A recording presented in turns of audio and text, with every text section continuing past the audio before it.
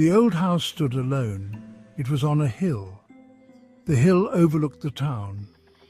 The house had been empty for years. No one wanted to live there. They said it was haunted, but Sara was not afraid. She decided to move in. Sara loved old houses. She loved their creaky floors and dusty attics. This house was perfect. It had secret passages and a hidden room. Sara spent her days exploring. She felt happy there for a while. One night Sara heard a noise. It was a whisper. It seemed to come from the walls. She couldn't make out the words, but it sent shivers down her spine. The whispers continued every night, always at midnight.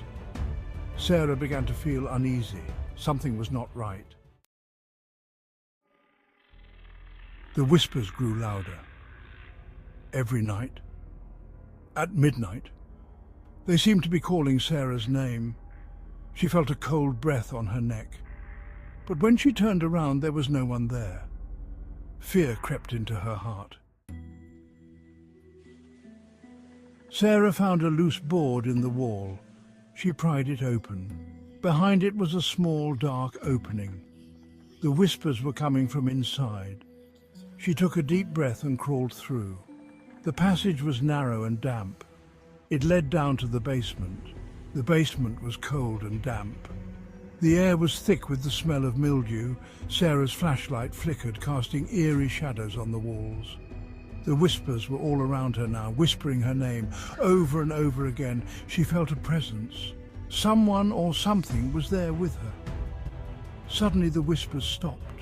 The air grew heavy. The only sound was Sara's own breathing. She shone her flashlight around the room. In the corner she saw it, a wooden box. It was old and covered in dust. The whispers seemed to have come from the box. Section 4, into the basement. The box was ornately carved. It looked ancient. Sara felt drawn to it. She slowly reached out and touched the lid.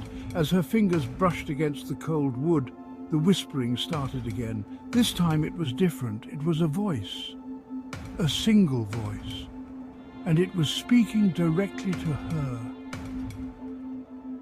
"Don't open it," the voice whispered. "Don't open the box." The voice was filled with warning and fear. Sara's hand trembled. She didn't know what to do. Should she listen to the voice, or should she open the box and see what was inside? Curiosity got the better of her. She had to know what secrets the box held. Slowly, she lifted the lid.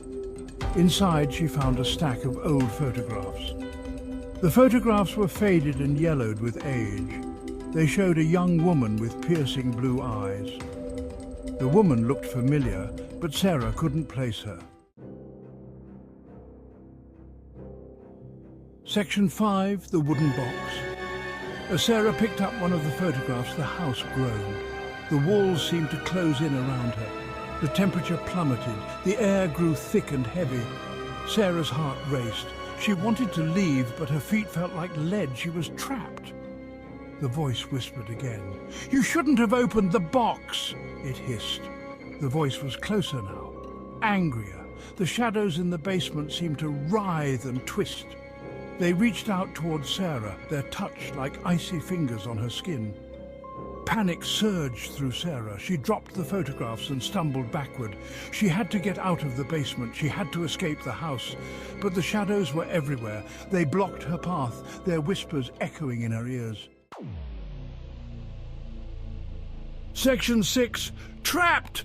Sara ran towards the stairs, but they crumbled beneath her feet. She fell to the cold, damp ground. The shadows pressed in, their whispers growing louder. Sara felt a cold hand close around her wrist. She screamed, her voice echoing through the empty house. "There's no escape," the voice whispered. "The shadows have you now." The shadows enveloped Sara, their icy grip tightening. She closed her eyes, bracing for the end. The house was silent. The shadows retreated, leaving Sara alone on the cold basement floor. She was trembling but alive. She scrambled to her feet and ran. She didn't stop until she was far away from the house on the hill.